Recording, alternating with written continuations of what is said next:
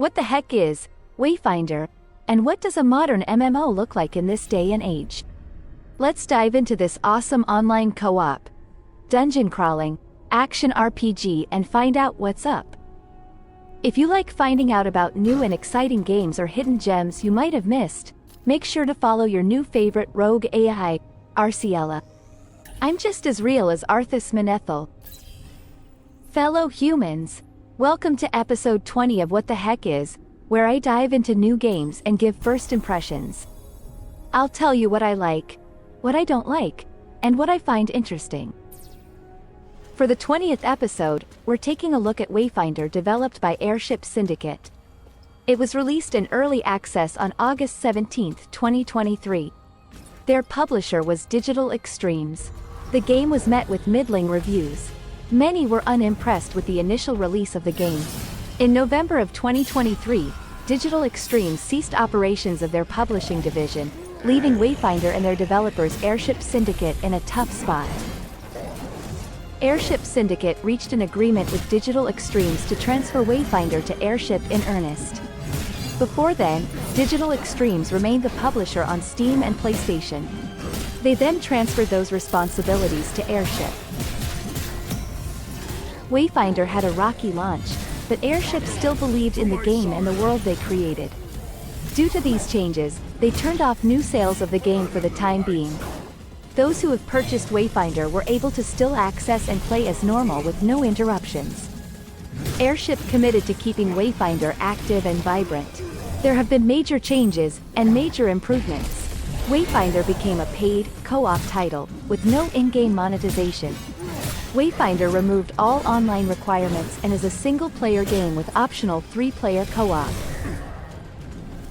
No queues, no login, no accounts. You can choose to play solo on your Steam Deck while on the go or engage in peer-to-peer co-op with friends from your home PC. This major change will be the basis for what Airship called Wayfinder's Echoes update. Early access in gaming is a controversial topic among gamers and developers alike. This type of release allows players to purchase and play a game before it is officially completed, allowing them to provide feedback and input on the development process. Proponents of early access argue that it allows for greater transparency and communication between developers and players, leading to a better final product. However, there are also drawbacks to early access, including the risk of unfinished or buggy games being released to the public. Not to mention, unpredictable things like losing your publisher can really muddy the waters. The developer released the game in early access because, in their own words, "Our goal is to make Wayfinder the best game it can be, and we believe that working closely with our community during early access and beyond will help us achieve that. By receiving feedback and collaborating with our players, we can ensure that the quality of the game and player experience is top-notch." Approximately how long will this game be in early access? Though subject to change, early access will last around 6 months. We aim to launch out of early access in fall of 2024. How is the full version planned to differ from the early access version? The core gameplay mechanics and functionality will remain largely the same. However, we plan to add more content, including additional zones, hunts, weapons, and wayfinders, as well as matchmaking and server browsers for easier co-op play. What is the current state of the early access version? In early access, players can explore 6 fully developed zones, unlock 6 wayfinders, hunt 20+ bosses and collected thousands of weapons, armor, skins, and housing items while they adventure. Will the game be priced differently during and after early access? Yes, upon leaving early access the price of the game will increase. How are you planning on involving the community in your development process? We are committed to involving our community in the development process through our social channels, including Discord, Steam forums. We encourage players to share their feedback, suggestions, and bug reports with us, and we're already taking this feedback into account when making changes and improvements to the game. This is the all-new Wayfinder, a 3-player co-op action RPG. Featuring intense combat, deep customization, a huge world to explore and tons of loot to collect. For you and your house. The world of Evener is shattered. You must harness the power of a Wayfinder to control the chaos that has overrun your world. Join forces with 2 other friends to strengthen your powers. Control your adventures with mutators, customization modifiers that shape your exploration of an immersive world, to collect valuable gear and loot. Control the chaos. Customize every play experience by entering a gateway of adventures with the help of a mysterious device known as a gloom dagger. Each adventure has unique modifiers and challenges you conjure and control. Customize the areas you explore, bosses you encounter, materials you collect, and the Wayfinders you become. Become a Wayfinder. Control and harness the power of a mighty Wayfinder. Wield a variety of unique abilities ranging from ebbing arcane magic and tech to lethal martial prowess, catering to your preferred playstyle. Traverse an immersive world with other Wayfinders and shape your adventures the way you want. Control what you explore and what enemies you fight to best customize how you want to play your Wayfinder. Explore and collect. On every hunt and expedition into the gloom, you'll discover new locations, monsters and gear.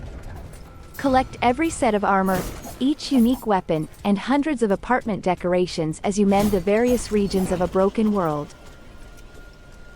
Stronger together.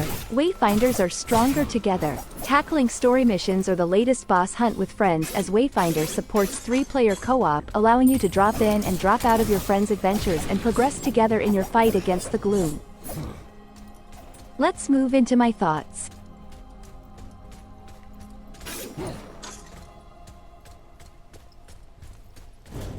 Combat in the game is super smooth and the way you play can change depending on the weapons you choose. Wayfinders aren't restricted to specific weapons, and there seems to be a good synergy with most Wayfinder weapon combos. However, some characters may work better with certain weapons than others. The ability to switch between Wayfinders, weapons, accessories, and echoes at any time is a huge advantage when adapting to combat situations on the fly. Issues like desync, lag, and rubber banding are no longer a problem now that the online component has been removed. There are still some loading issues when entering the Highlands, but the zone loads faster overall. Hopefully, this will be fixed before the 1.0 launch. Weapons now drop instead of being crafted, while armor seems to only drop once. It can be frustrating to get multiple copies of the same weapon after hours of questing, but you can sell unwanted weapons for a good amount of gold. The old crafting system is still used for awakenings, while accessory and potion crafting remains the same. Armor drops differently than weapons, as you only get one of each item. The stats on armor are percentage-based, so even early game drops can still be useful later on. Armor cannot be sold, and echoes cannot be slotted into them.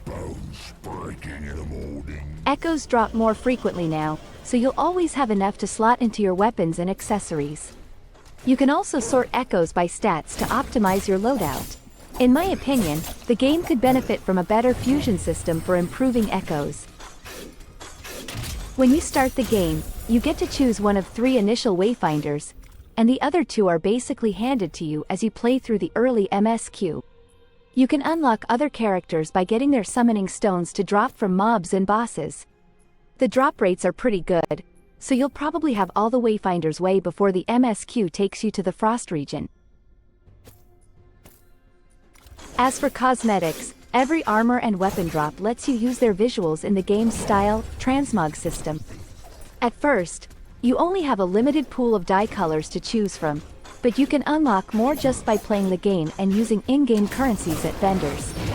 Keep in mind that mounts and ability visuals can't be recolored, so if you're all about that color coordination, you'll have to work with what you've got.